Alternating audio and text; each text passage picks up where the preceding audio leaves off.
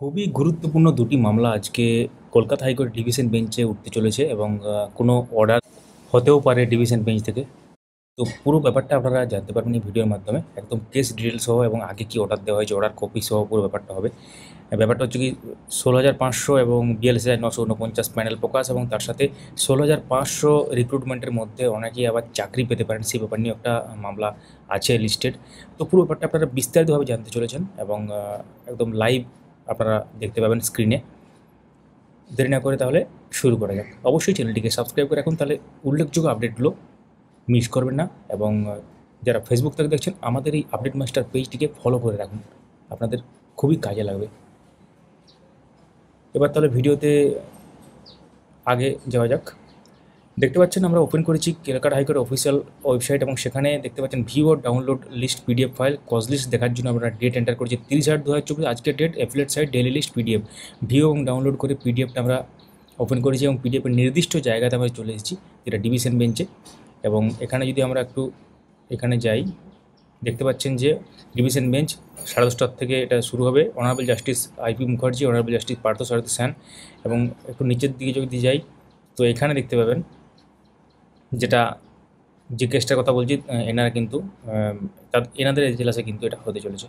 তো code number 8 division bench, honourable justice Harish Tandon, honourable justice Prosenjit বিশ্বাস। এবং আমরা যদি একটু নিচের দিকে যাই একদম পার্টিকুলার জায়গাতে, তো এখানে দেখতে পাবো 28 নম্বর দেখতে পাচ্ছেন MAT 2444203। এই কেসটা আপনারা হয়তো অনেকেই জানেন, এটা হচ্ছে প্যানেল প্রকাশ মামলার যেটা কেস নাম্বার। দেখতে পাচ্ছেন West Bengal board of primary education and others versus Ramesh Mallick and others, এবং অ্যাডভোকেট হচ্ছেন কৌশিক চৌধুরী মহাশয়। তো এটা অনেকদিন ধরে উঠেছে এবং অনেক শুনানি হয়েছে, সেটা আমরা দেখাচ্ছি কেস স্ট্যাটাসে কী আছে এবং আগের দিন কী অর্ডার দেওয়া হয়েছিল। আজকে রিপোর্ট সাবমিশনের একটা ব্যাপার আছে সিবিআই তরফ থেকে, হয়তো পুরো ব্যাপারটা জানতে পারবেন আপনারা। এবং এটা হলো একটা ব্যাপার, আমরা বিস্তারিতভাবে আসছি। তারপরে দেখুন 30 নম্বর একটা আছে MAT 1389/2024, the West Bengal board of primary education others versus Rahman Mallick and others. এক্ষেত্রেও অ্যাডভোকেট যিনি আছেন কৌশিক চৌধুরী মহাশয়। তো ব্যাপারটা হচ্ছে এটাই যে এই মামলাটা হয়তো অনেকেই জানেন না এটা কেন এবং কী বিষয়ে মামলা। এটা হচ্ছে 16,500 রিক্রুটমেন্টের মধ্যে অনেক স্পেশাল বিএড ছিলেন এবং তাদের জব দেওয়ার পর তাদের অ্যাপয়েন্টমেন্ট লেটার ক্যান্সেল করে দেওয়া হয়েছিল, বা একটা ক্যান্সেলেশনের রিকোয়েস্ট এসেছিলো এবং ক্যান্সেলেশনের একটা অর্ডার হয়েছিল, রিকোয়েস্ট বললে ভুল হবে। তো সেই ভিত্তিতে তাদের চাকরি চলে যায় এবং তারা পুনরায় মামলা করেন। হয়তো এই কেসের ভিত্তিতে অনেকেই চাকরি ফিরে পাবেন যারা স্পেশাল বিড হিসেবে আছেন। তো এখন দেখার বিষয় আজকে কী অর্ডার হয়।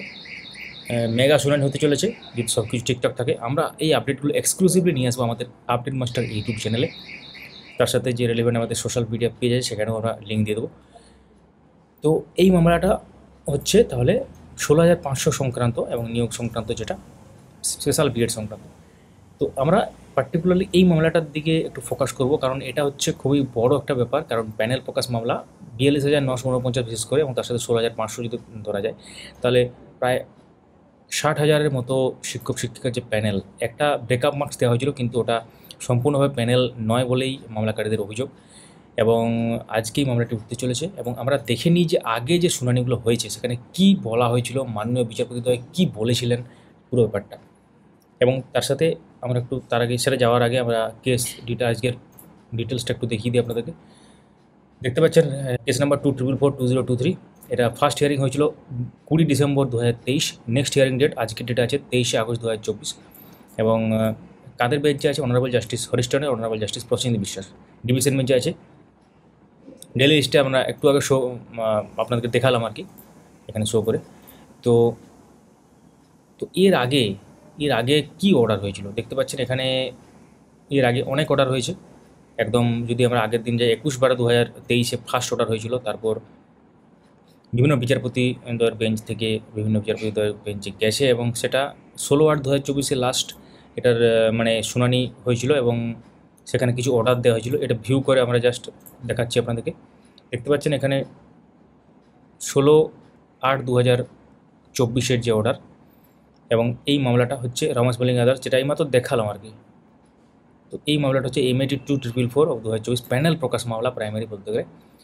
তো এখানে অনেকেই উপস্থিত ছিলেন, অ্যাপিলেন্ট বা ডাব্লিউবির পক্ষ থেকে দেখতে পাচ্ছেন এনারা উপস্থিত ছিলেন, এবং তার সাথে রিট পিটিশনের পক্ষ থেকে সমীর নন্দী যেটা, এবং তার সাথে এখানে 3জন অ্যাডভোকেট উপস্থিত ছিলেন, এবং রেসপন্ডেন্ট বা রিট পিটিশনার যারা আছেন তাদের পক্ষ থেকে এই সব মানে অ্যাডভোকেটরা উপস্থিত ছিলেন, এবং সিবিআইয়ের পক্ষ থেকে এই 2জন উপস্থিত ছিলেন। তো কী বলা হয়েছিল, Pursuant to the order dated 20/12/2023 passed by the coordinate bench, the CBI has submitted a report in the form of affidavit which is taken on record, and the copies of the same has been circulated amongst the appearing counsel in court today. 20/12/2023 যে order coordinate বেঞ্চের order অনুসারে CBI কিন্তু report submit করেছে, সেটা affidavit ফর্মে, এবং সেটা রেকর্ডে নেওয়া হয়েছে। এপিয়ারিং কাউন্সিলের মধ্যে সেগুলোকে সার্কুলেট করা হয়েছে। এটাই বলা হয়েছে, counsel for the appellant submits that he has to peruse the content of the report and therefore may be given opportunity in this জায়গা, মানে রিপোর্টটা দেখা হবে এবং তারপর সেই অনুসারে কাজ করা হবে। In such view of the matter latest this matter be listed after a week, মানে এখানে দেখতে পাচ্ছি 16 তারিখে উইক, মানে আপনার 23 তারিখ যদি ধরা হয়, কিন্তু 23-এ যায়নি, এবং 23-এ সেই 1 সপ্তাহ পর কিন্তু ব্যাপারটা হয়নি, 2 সপ্তাহ পর ব্যাপারটা উঠতে চলেছে। তো in the meantime the appearing parties are at liberty take appropriate step if they so advise, যদি কোনো অর্ডার দেওয়া হয় বা অ্যাডভাইস দেওয়া হয় সেটার ক্ষেত্রে অ্যাপ্রোপ্রিয়েট স্টেপ কিন্তু নিতে হবে, এখানে বলা আছে। তো এটা বলা ছিল যে পরবর্তী দিনে কেসটা উঠবে, এবং পরবর্তী যে এটা নিয়ে প্রোগ্রেসটা পরের দিনই হবে, ব্যাপারটা সহজ ভাষায় বললে। তো এর আগে অনেক শুনানি হয়েছে, তো এই অর্ডার এটাই লেখা ছিল, এবং আজকে এই মামলাটি কিন্তু আবার উঠতে চলেছে। যদি আমরা একটু দেখি, তো আজকে দেখতে পাচ্ছেন 30 তারিখে মামলাটি আবার উঠতে চলেছে। এটা কিন্তু বড় একটা মামলা, কারণ এই মামলাতেই কিন্তু হাজার হাজার শিক্ষক শিক্ষিকাও যেমন তাকিয়ে আছেন, তেমনি অনেক যারা প্যানেলে অন্তর্ভুক্ত হতে পারেননি, 16,500 বা 42,949, তারাও কিন্তু তাকিয়ে আছেন, কারণ মামলাটা কেন হয়েছিল। এবং একটু আমরা আপনাদের বলে রাখি, আগের দিনে একটা কোর্টে আর্গুমেন্ট হয় ব্যাপারটি নিয়ে যে মামলাকারীদের প্যানেল দেখার অধিকার আছে কিনা, এই ব্যাপারটা নিয়ে একটা ব্যাপার ওঠে। তো সেই ব্যাপারটা নিয়ে অনেকক্ষণ ধরে আর্গুমেন্ট হয়, এবং সেটা লাস্টে কোনো সিদ্ধান্তে সেদিন কোনো পৌঁছায় না। পরবর্তী ডেট দেওয়া হয়, পরবর্তী ডেট 1 সপ্তাহ পর দেওয়া হয়, এবং 1 সপ্তাহ পর সেটা হয়নি, এবং সেটা আজকে হতে চলেছে। এবং দেখার বিষয় যে আজকে কী হতে চলেছে, অনেকে তাকিয়ে থাকবেন এই কেসটার দিকে। আমরাও আছি আপনাদের সাথে উল্লেখযোগ্য ব্যাপারটা শেয়ার করার জন্য। আমরা সবার প্রথম নিয়ে আসার চেষ্টা করব আপডেট, এবং সঠিক যে আপডেট সেটা। এবং তার সাথে আপনারা কীভাবে হাইকোর্টের যে কোনো কেসের অর্ডার কপি ডাউনলোড করবেন বা কেস ডিটেল দেখবেন, সেটা আমরা ডেডিকেটেড ভিডিও আপনারা যদি চান নিয়ে আসবো। আমরা সুপ্রিম কোর্টের ওয়েবসাইট থেকে কীভাবে ডাউনলোড করবেন বা অর্ডার কপি দেবেন সেটা নিয়ে এসেছিলাম আগেই, অনেকেই দেখেছেন। তো আপনারা যদি চান সেটা আমরা নিয়ে আসবো, তাহলে আপনারা নিজেরাই কেস নাম্বার এন্টার করে বা কজ লিস্ট ডাউনলোড করতে পারবেন, যে কবে কী শুনানি হচ্ছে, কেস নাম্বারগুলো যদি আপনারা নোট ডাউন করে রাখেন তাহলে। তো এই হচ্ছে পুরো ব্যাপার, এবং অবশ্যই সঙ্গে থাকুন, ভিডিওটি লাইক করতে পারেন, সবার সাথে শেয়ার করতে পারেন, একটা কমেন্ট করে যাবেন যে কোন জেলা থেকে ভিডিও দেখছেন আপনারা, এবং কোন কেসটার জন্য আপনারা ওয়েট করে আছেন। Thank you so much for watching.